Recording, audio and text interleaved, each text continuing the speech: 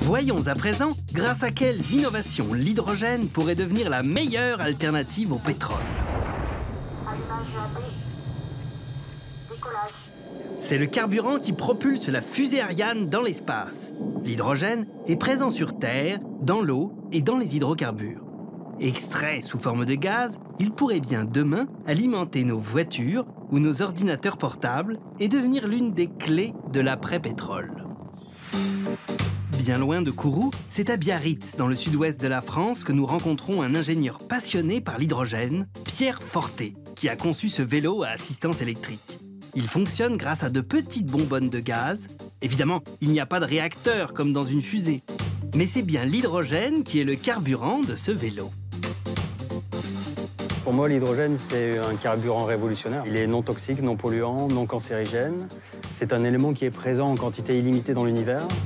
Ce vélo à hydrogène sera testé dans quelques mois par les postiers français.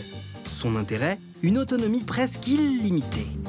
Par rapport à une batterie classique, c'est déjà le fait de ne pas avoir à immobiliser le vélo pour le recharger. Changer la cartouche ici me prend quelques secondes et donc j'ai une liberté de déplacement totale puisque je peux avoir des réserves de réactants chimiques dans mon sac à dos. Et donc je n'ai plus besoin d'immobiliser le vélo pour le brancher pendant 2 heures ou 4 heures à une prise électrique pour le recharger. Je peux faire tout un week-end à vélo sans avoir besoin de prise électrique. Comment l'hydrogène peut-il propulser ce vélo? Le cœur du système, c'est ce petit boîtier, une pile à combustible. Chargée d'hydrogène, elle utilise l'oxygène présent dans l'air comme combustible pour produire de l'électricité. Donc on envoie l'hydrogène d'un côté, on envoie l'oxygène de l'autre. Dans la cellule qui est au milieu, on va avoir une catalyse et on va faire H2O. Et de cette pile à combustible sort de l'électricité et on refait de l'eau. Et l'électricité, eh bien, on la voit ici. Et voilà.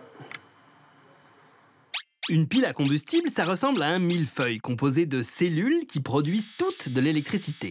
Chaque cellule est composée de 2 plaques conductrices, séparées par une fine membrane. Ces plaques sont chargées d'hydrogène, H2 d'un côté, et d'oxygène, O2 de l'autre. Les molécules d'hydrogène se dissocient et libèrent des électrons.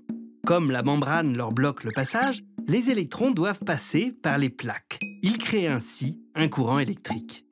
De l'autre côté, l'oxygène rencontre les électrons et l'hydrogène pour se transformer en eau. Afin d'accélérer cette réaction, il faut aussi ajouter 2 fines couches de platine. Le principe de la pile à combustible n'est pas nouveau. Il a été découvert en 1839. Mais le prix élevé du platine a longtemps limité les applications à l'aérospatiale. Aujourd'hui, la technologie est maîtrisée et l'industrie essaye de diminuer la quantité de platine nécessaire pour réduire les coûts. Et maintenant, après pas mal de recherches, effectivement, et d'investissement dans cette recherche, on arrive avec des technologies qui sont commercialement viables pour le grand public. Sachant qu'elles sont viables depuis presque 40 ans dans le domaine spatial, mais avec des coûts qui sont complètement exotiques. Et maintenant, à force de travail, effectivement, on arrive à pouvoir faire des vélos qui sont au prix d'un vélo électrique conventionnel. Enrouler les plaques sur elles-mêmes plutôt que de les empiler, voici la dernière idée de Pierre Fortet pour réduire les coûts de la pile à combustible. En la rendant plus facile à produire, il espère ainsi démocratiser cette technologie. Pour moi, l'hydrogène, effectivement, j'y crois, et ça a du sens, parce que c'est une alternative crédible aux énergies hydrocarbures. C'est une alternative énergétique qui peut être complètement verte. Pour les gens qui sont éco-conscients, c'est un carburant qui peut n'avoir aucune empreinte carbone. Et en même temps, il apporte un bénéfice supplémentaire pour l'usager. Ça lui apporte un carburant qui est très énergétique et qui, dans ses applications électriques, va lui apporter du confort.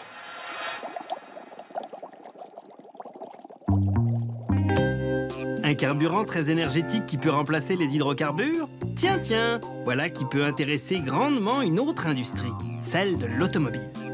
Nous sommes à Berlin. Dans les rues circulent déjà quelques voitures à hydrogène. Thomas Brackmann tient dans ses mains les clés de l'une d'elles, une Honda FCX. Je n'ai qu'à appuyer sur le bouton Power pour activer le système dans le véhicule. Et la voiture est prête à partir. C'est-à-dire que l'hydrogène issu de la cuve à hydrogène alimente la pile à combustible qui se trouve ici. Et c'est là qu'est produite l'énergie électrique qui vient ensuite alimenter le moteur électrique. Allez, on démarre.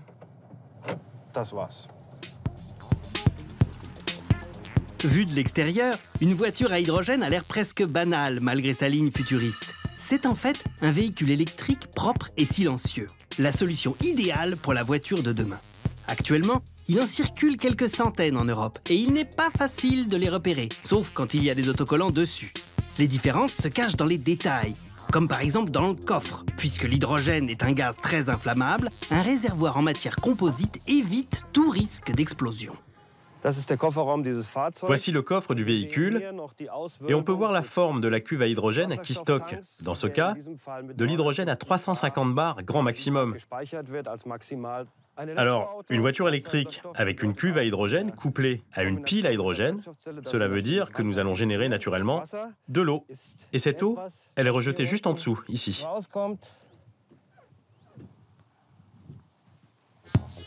Ni odeur ni particules, le pot d'échappement ressemble plutôt à un robinet. De l'eau pure. Et pour faire le plein d'hydrogène, il faut des stations-service adaptées. S'il y en a une quinzaine en Allemagne, il n'y en a pour l'instant aucune en France. Grâce aux aides de l'État, le prix à la pompe revient à peu près au même que celui de l'essence. On branche la pompe et ensuite, on peut commencer et appuyer sur le bouton. Et si nous voulons remplir le réservoir, faire le plein, il est normalement terminé en l'espace de 3 minutes.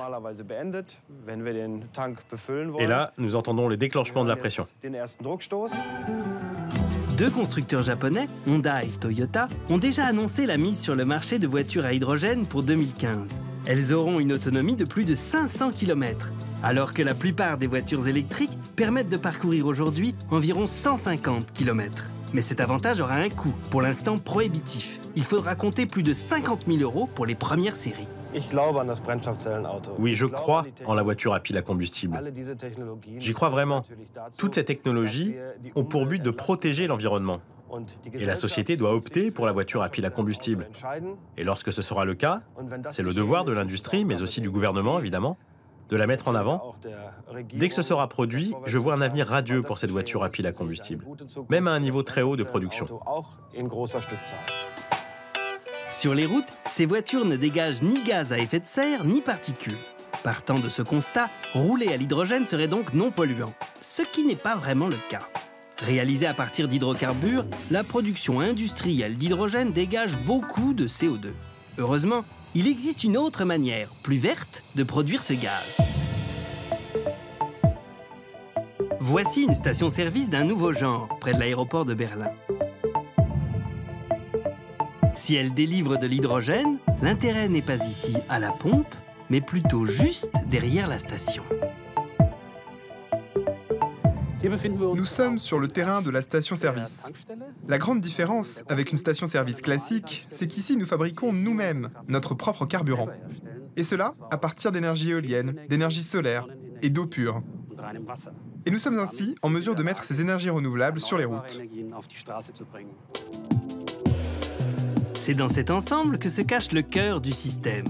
Dans ces tuyaux se crée l'hydrogène qui va alimenter la station. Ce que nous voyons ici, c'est la technologie clé à l'intégration d'hydrogène, c'est-à-dire un nouveau vecteur d'énergie. Ce qui se fait ici, c'est l'électrolyse, un processus très simple parce qu'il sépare les composants de l'eau pure, l'oxygène et l'hydrogène, et le tout à l'aide du courant électrique provenant des énergies éoliennes et solaires. Un électrolyseur ressemble à un grand bain d'eau dans lequel sont plongés deux électrodes, séparés par une membrane. Pour l'alimenter, il faut de l'électricité. La station récupère celle produite par des éoliennes et des panneaux solaires. Lorsque le courant passe dans l'eau, les molécules d'H2O vont se décomposer. Sur une des électrodes se forment des bulles d'oxygène, O2, et sur l'autre, des bulles d'hydrogène, H2. L'électrolyseur produit de l'hydrogène à partir d'eau et d'électricité. C'est donc l'inverse d'une pile à combustible. Grâce à ce système, la station produit sur place un hydrogène entièrement vert. Elle va ensuite le compresser et le stocker pour le distribuer à la pompe. À l'aide de cette technologie innovante de l'électrolyse, nous sommes en mesure de faire circuler 800 voitures de tourisme pendant une année. Et le tout sans émissions. Nous avons ainsi économisé au total 600 tonnes de gaz carbonique. Et le tout uniquement avec l'énergie d'une seule éolienne et avec cette station-service.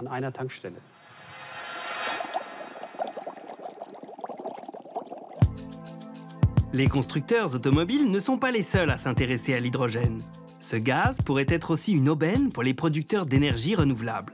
Il pourrait leur permettre de stocker l'énergie produite en trop grande quantité. Les éoliennes, comme ici dans la région de Prenzlau, au nord de Berlin, produisent de l'électricité en fonction de la météo. Parfois peu, mais parfois trop. Pour Robert Döring, toute l'électricité produite doit être utilisée. L'énergie éolienne est une énergie fluctuante. À de nombreuses périodes de l'année, les éoliennes produisent donc du courant.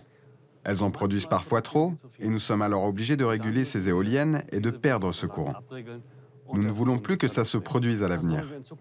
La limite se trouve dans le réseau électrique. Nous voulons, à l'avenir, utiliser ce courant, que nous devons malheureusement limiter actuellement, pour la mobilité et pour le chauffage. 3 éoliennes sont maintenant directement raccordées à cette usine. À l'intérieur, on trouve un électrolyseur, comme dans la station-service de tout à l'heure. Quand les éoliennes produisent trop d'énergie, l'électricité est utilisée pour fabriquer de l'hydrogène. L'énergie n'est plus perdue. L'hydrogène peut ensuite être revendu pour alimenter des voitures ou un réseau de chauffage.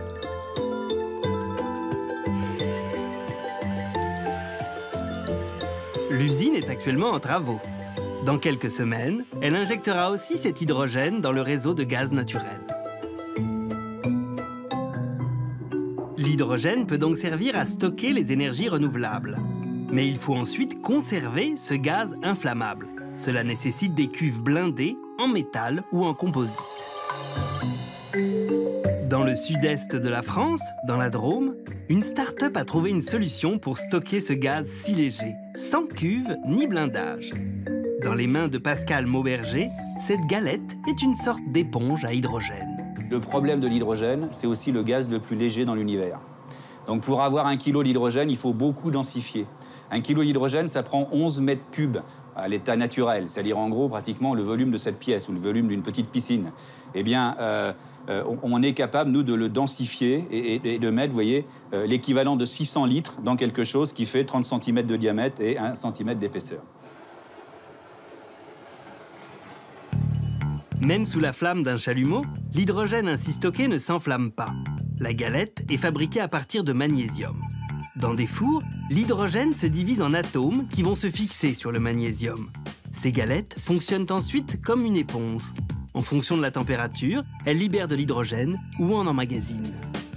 Vous allez retrouver nos galettes dans les stations-service à hydrogène et vous allez trouver nos galettes, par exemple, dans des écoquartiers pour alimenter des maisons qui utiliseront du gaz entre guillemets, verdi, avec de l'éolien transformé en gaz avec l'hydrogène. Stocker les énergies renouvelables, faire rouler des voitures non polluantes, les atouts de l'hydrogène sont nombreux. Mais son émergence est avant tout une question de coût. Pour l'instant, le pétrole est encore bien moins cher à utiliser. La question du prix des piles à combustible et des électrolyseurs est au cœur des préoccupations des industriels. Des pays comme le Japon ou l'Allemagne, des États comme la Californie développent leur économie hydrogène et misent sur cette molécule pour préparer la transition énergétique.